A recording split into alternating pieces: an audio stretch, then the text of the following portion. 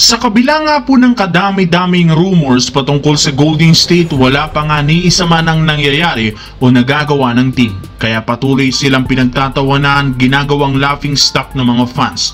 Halos lahat ng teams nakagawa na ng move at nakakuha ng mga bagong player maliban sa Golden State na nakatenga pa rin makalipas ang 3 linggo.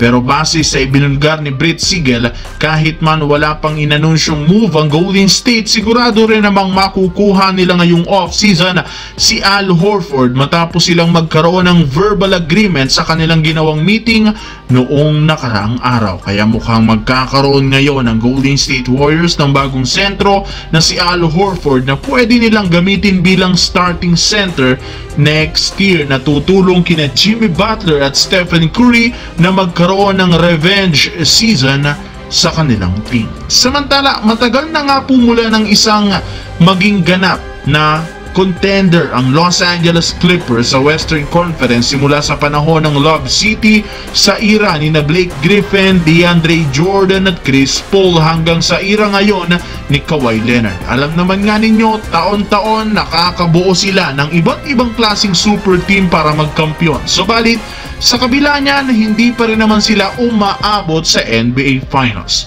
Parati lamang silang nalalaglag sa West Playoffs, kaya hindi na nakakagulat bakit puro batikos ang kanilang natatanggap mula sa mga fans at analysts sa kawalan na ng achievement. Pero matapos na makuha ng Clippers si Bradley Beal at ang pagpapabalik nila kay Chris Paul, nag-iba nga ang usapan ngayon dahil kumpara sa nakalipas na super team, mas pinalakas ng sobra ang kanilang opensa, depensa at higit sa lahat mas pinalalim ng husto ang kanilang lineup, especially ang bench. At kahit man ang Clippers ang pinakamatandang team ngayon na nabuo sa history, sapat na ito para makakuha sila ng titulo. Anong masasabi nyo dito mga Ka-One Stories?